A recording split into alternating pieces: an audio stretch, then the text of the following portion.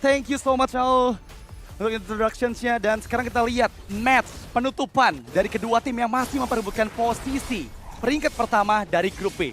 Akankah game rate dari RRQ Hoshi dihancurkan atau justru RRQ Hoshi lah yang bisa mempertahankan keadaan? Tapi kali ini lihat gimana Idok bermain dengan sangat agresif, men-trigger retributions dari KLTZ, dan itu membeli waktu cukup banyak sih. Dan lihat di sisi lain Om, Sujin yang mengambil orange buff milik KLTZ. Oh ini aku suka banget sih, RRQ Hoshi mereka menunjukkan sesuatu yang sangat bagus, dimana memang ya kalau lawan menggunakan Jawhead, orange buff pasti dicepetin. Dan Sujin tinggal masuk tadi, karena sudah low HP, dia masuk retribution dia bisa langsung keluar juga. Dan ini membuat tim Falcons mereka cukup pincang sebenarnya di early game karena KLTZ tanpa orange buff. Dan itu skenario yang sangat-sangat baik untuk menjawab Jawhead dan juga Suyo yang sekarang membuat RRQ Hoshi bermain lebih agresif. Flicker dikeluarkan tapi tertangkap, efek stun. Rins dikejar, KLTZ yang berhasil mendapatkan first blood-nya. Dilempar ejector Flicker oleh Ogwen dan Sujin pun down. Kali ini Idok belum berhasil memang menyelamatkan nyawa dari dua member RRQ lainnya. Meskipun RRQ kehilangan lava golem, tapi ini kerugian yang cukup fatal untuk RRQ dari keuntungan mereka. Ya, yang ternyata dari tim Falcon juga mereka bermain lebih agresif ya. Kehilangan orange buff, mereka bermain agresif, mereka memaksimalkan power dari Suyo itu sendiri di level 3 tadi. Langsung nabrak, dan kita bisa melihat berapa besarnya damage yang sudah terakumulasi dari Suyo. Iya, dan jujur itu pergerakan yang sangat cepat juga dari Falcons untuk menjawab ya. RRQ mereka dibuat sedikit ada kesalahan karena terlalu maju dari Sujin yang tadi berhasil dipanis balik oleh member-member Falcons, terutama Ogwen dan juga KLTZ yang bersiap.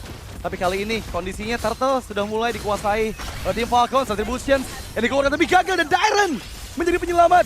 Dengan last hit ke arah Turtle yang membuat keuntungan berlipat untuk RRQ Hoshi. Bahkan Flaptazy tereksekusi, View tertinggal. Gak ada flicker dari View, Shadow Kill dikeluarkan. Berhasil dieksekusi oleh Rins.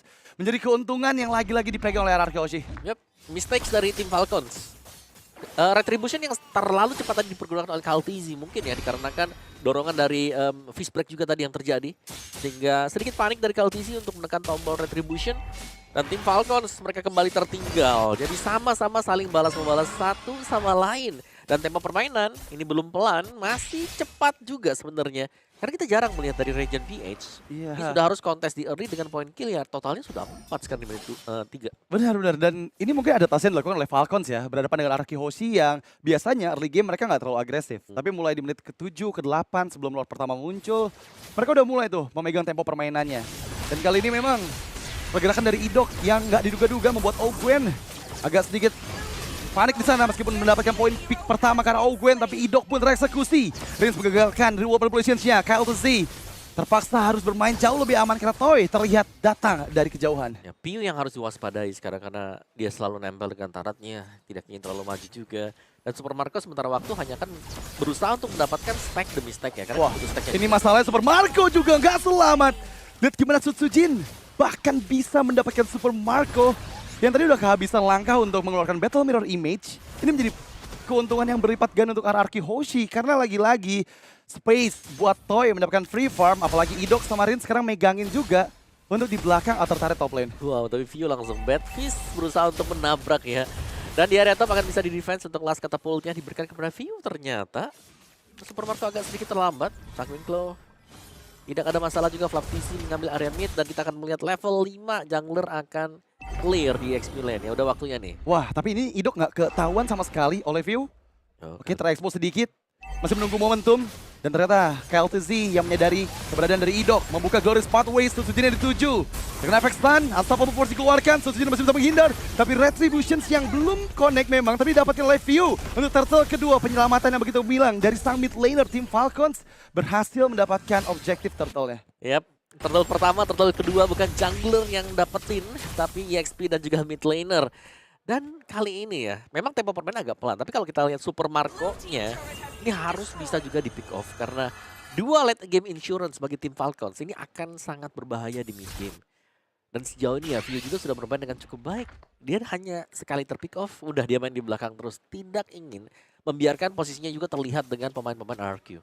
Iya, tapi masalahnya sekarang gimana caranya RRQ membongkar rotasi bermain bertahan dari tim Falcon. Sekarang mereka udah bergerak secara aman banget. Tapi kali ini nggak dengan Idok yang datang secara tiba-tiba flicker dikeluarkan. Tertangkap Curtain Skull View dan juga Flap to Z. Masih berhasil menahan semua damage yang diterima. Dan bahkan di bagian lain, ada Zaman Force yang diaktifkan oleh Toy memukul mundur Super Marco. Selesai dengan beberapa hit ke arah outer turretnya. Dan ini bisa saja untuk terus mendorong dari RRQ terutama di bagian tengah karena Susujin bersiap. 1v2 terlihat backupan pun datang Dairen dan juga Rins yang mendorong mundur. Tapi Quad Shadow yang begitu beresiko hampir saja bisa dilempar oleh Ejector. Iya, tapi masih berhasil untuk mendapatkan Lito Wanderer. So it's okay. Tapi top lane-nya lihat Super Marco-nya di-push ternyata. Itu pressure yang tiada henti dari Toy dan lihat gimana Toy bermain dengan sangat nyaman di depan Super Marco. Ya, the Sang juara bulletproof. dunia. Betul, the bulletproof Super Marco. Yang ternyata berhasil didesak mundur juga, bahkan harus kehilangan ya. Untuk turret yang dijaga oleh dia juga. Sementara tugas di late games yang aku takutnya buat RRQ Hoshi, karena mereka nggak punya akses nanti untuk menuju ke field. Sekarang mereka masih punya Idok, masih bisa sembunyi dalam rumput. Tapi late game pasti beda cerita. Ya aku ngelihatnya bisa tetap naruh harapan ke arah Susujin sih. Ngelihat dia kondisinya masih aman banget ya dengan 2 point kill dan dari segi gold lead juga semua member RRQ Hoshi ada di atas dari tim Falcon. Tapi kondisinya akan segera berubah pastinya di turtle yang ketiga. Setup seperti apa yang akan dilakukan karena conceal play yang dilakukan oleh tim Falcons. Menuju ke bagian tengah, Gwen masih menunggu momentum. Dairen yang terexpose, Ejector dikeluarkan. Removal position yang berhasil memberikan cover dan bahkan Flop to Z dan Kyle to Z down. Lihat gimana Susujin menggunakan Shadow Kill di timing yang tepat. Memukul mundur Super Marco. Dan kali ini turtle ketiga milik RRQ. Ya pasti jatuh ke tangan RRQ karena Kaltizi yang tumbang juga dan nice play tadi. RRQ Hoshi berhasil untuk memenangkan tim fight yang sangat rapi. Wah, tapi Ejector itu bagus banget meskipun Rins tereksekusi. Tapi RRQ nggak tinggal diam, mereka mencoba mencari pertukaran dengan Super Marco yang ditangkap dengan fist break. Untungnya masih ada Battle Mirror Image. Tapi nggak hanya kerugian itu saja karena mereka pun kehilangan outer turret mid lane. Yap, banyak ya dan targeting dari Gwen juga untuk melempar satu hero. Ini belum bisa langsung dipastikan tumbang. Dan itu jadi PR untuk tim Falcons lagi kah Ejector? Oke, menghindar dengan face crack, tapi lihat gimana Susujin. Shadow Kill yang tepat dikeluarkan setelah menghina dan Quad Shadow yang mendudukan bagian belakang. Kelsian dikejar dan Kelsian pun down untuk kedua kalinya. Dairen yang berhasil menyelamatkan momentum dari Susujin yang kehilangan Quad Shadow tadi. Yap, semuanya habis satu demi satu tim Falcons. Mereka sudah berhasil untuk dipukul mundur oleh RRQ Hoshi dan lambat laun. Jungle mereka juga diinvasi. Kali ini RRQ Hoshi pegang kendali sangat dalam. Wah, dan bahkan Flapesi nggak dikasih escape. The God itself langsung dimakan bulat-bulat oleh RRQ Hoshi. Dan sekarang lihat gimana, seperti yang tadi kita udah bahas, tempo permainan RRQ Hoshi meningkat di menit ke-8. Dan lihat gold lead mereka hampir menyentuh 5.000.